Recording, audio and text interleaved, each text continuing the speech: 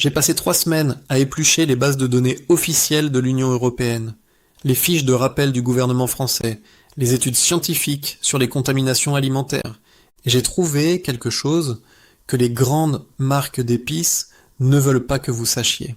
Ducros a été rappelé, plusieurs fois, pour des pesticides interdits en Europe.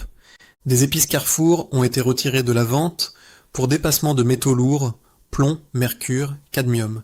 Et les champignons microscopiques qui se développent dans votre peau de paprika produisent des toxines cancérigènes, que vous ne pouvez ni voir, ni sentir, ni goûter. Dans les 10 prochaines minutes, je vous montre les preuves, nom par nom, marque par marque.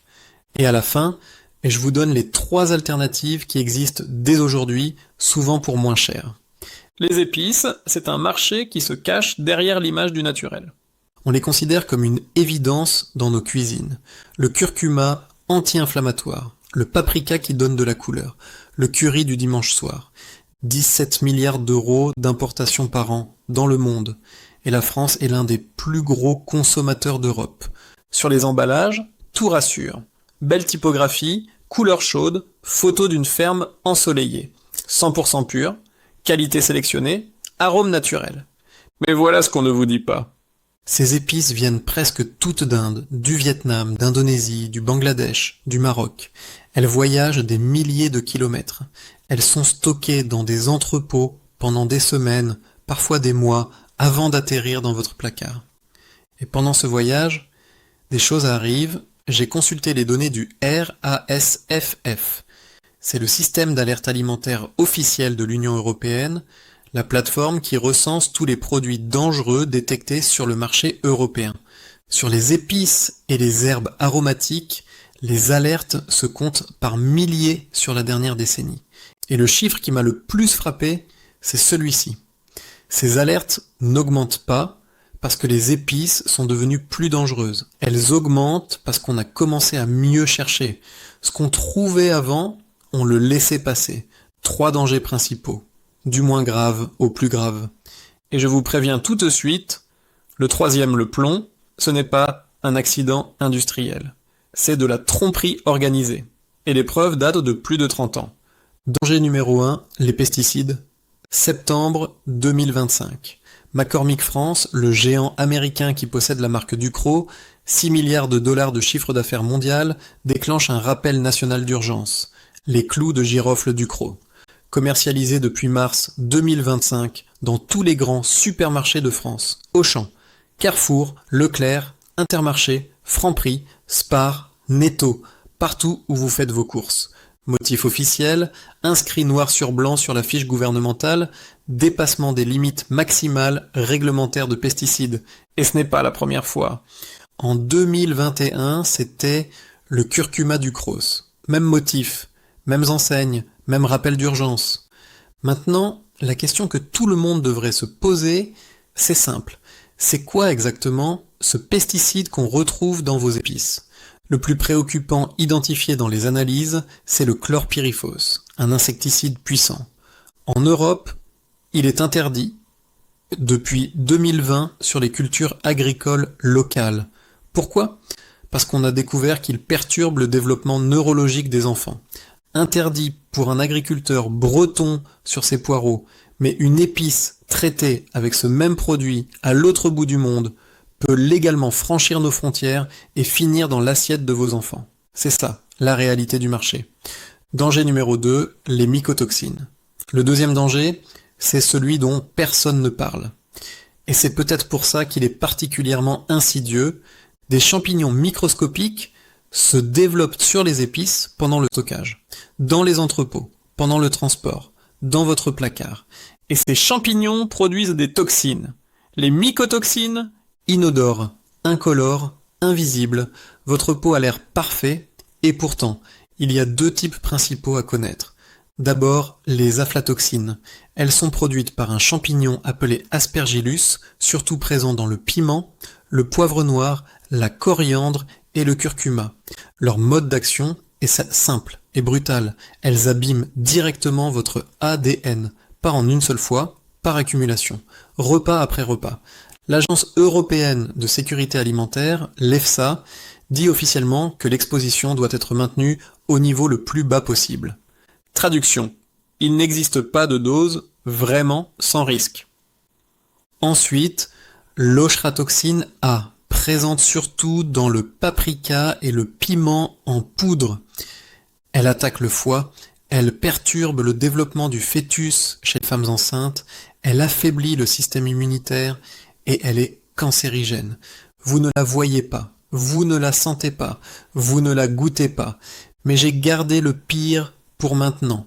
Parce que ce qu'on va voir avec le plomb, ce n'est pas de la négligence, ce n'est pas un problème de stockage ou de transport, c'est une fraude intentionnelle, documentée, qui dure depuis des décennies. Danger numéro 3, le plomb. Voilà ce que j'ai trouvé dans mes recherches, et je vais être direct avec vous. Il y a 2 raisons pour lesquelles du plomb finit dans vos épices. La première, on peut la comprendre. La deuxième, beaucoup moins. Première raison, les sols contaminés dans les pays producteurs. Des décennies d'agriculture intensive, d'industries polluantes, d'engrais phosphatés. Le plomb s'accumule dans les sols et les plantes l'absorbent. C'est un problème environnemental réel. Et il ne se règle pas en signant un contrat avec un grossiste. Deuxième raison, la fraude délibérée.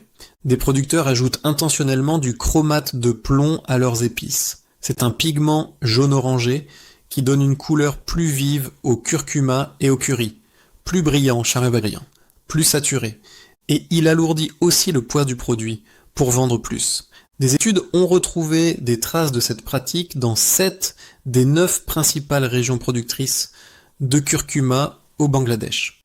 Des grossistes interrogés l'ont confirmé, sans détour. Cette fraude existe depuis plus de 30 ans. 30 ans. Et le paradoxe absolu dans cette histoire, c'est le suivant. Le consommateur préfère la poudre jaune vif. Elle semble plus fraîche, plus naturelle, plus qualité. Donc sans le savoir, il choisit la poudre frelatée. Maintenant, parlons de ce que ce plomb fait concrètement dans votre corps. Le problème numéro 1, c'est que l'OMS est formel. Il n'existe aucun seuil sûr d'exposition au plomb, aucune dose sans risque. 0. Chez l'adulte, le plomb s'accumule dans les os et perturbe le système nerveux sur le long terme. Mais chez les enfants, c'est différent. C'est irréversible. Même de très faibles doses affectent le développement du cerveau, le QI, la capacité d'attention, le comportement. Et ces effets ne disparaissent pas quand l'exposition s'arrête. Le mal est fait. La réglementation européenne fixe une limite légale de 0,60 mg de plomb par kilo pour certaines épices. Ce chiffre rassure. Mais l'OMS dit qu'il n'existe pas de dose sûre. Donc ce qui est légalement autorisé à la vente n'est pas nécessairement sans danger pour votre famille. Ce n'est pas moi qui le dis. C'est l'Organisation mondiale de la santé. Verdict, ce que les marques ne vous disent pas. Alors voilà ce que les grandes marques ne vous disent pas.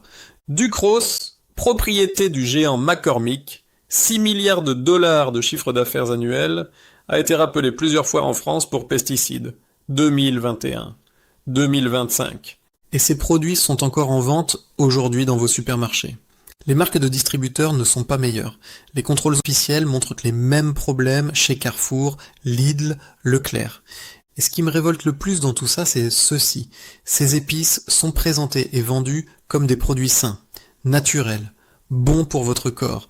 Le curcuma avec ses vertus anti-inflammatoires, le gingembre pour la digestion. Les packaging crient nature et pureté. Mais si le curcuma est contaminé au plomb ou aux aflatoxines, ces prétendus bienfaits ne compensent absolument pas la toxicité que vous ingérez, repas après repas. Vous ne faites pas du bien à votre corps. Vous lui faites du mal en croyant lui faire du bien. C'est ça, la trahison. Les solutions, ce que vous pouvez faire dès cette semaine. Mais voilà la bonne nouvelle, et il y en a une. Des alternatives existent. Elles sont accessibles. Et souvent, elles coûtent le même prix, voire moins cher que les grandes marques. Première alternative, Cook. Certifié bio, label AB et biopartenaire. Disponible en biocoupe et sur la fourche. Entre 3 et 5 euros, le pot, les épices bio ne peuvent pas utiliser de pesticides de synthèse. Elles ne sont pas irradiée. Deuxième alternative, les jardins de Gaïa. Des épices bio et biodynamiques conditionnées en Alsace, traçabilité totale, de la graine au pot, disponible en Biocoop. Troisième alternative, épices Shira, sourcing direct avec les producteurs, analyse de laboratoire consultable sur leur site, disponible en ligne et en magasin bio. Le réflexe à adopter dès aujourd'hui. Cherchez le logo AB, agriculture biologique, sur vos épices, ce n'est pas parfait. Certains rappels ont concerné du bio aussi, mais ça réduit drastiquement les risques de pesticides et de fraude au chromate de plomb. Et pour le plomb, comme pour les mycotoxines, le critère décisif est simple, acheter chez des marques qui publient leurs analyses de laboratoire sur leur site. Si une marque ne les publie pas, posez-vous la question de pourquoi. La transparence n'est pas un luxe, c'est le minimum. Avant de partir, est-ce que vous aviez du Ducros ou des épices de marque distributeur dans votre placard ce matin? Dites-le moi en commentaire, je lis tout, et ça m'aide à savoir quel sujet vous touche vraiment. Si cette enquête vous a appris quelque chose, abonnez-vous, c'est gratuit, et c'est comme ça qu'on continue à creuser, ensemble, ce que l'industrie alimentaire préférerait garder pour elle.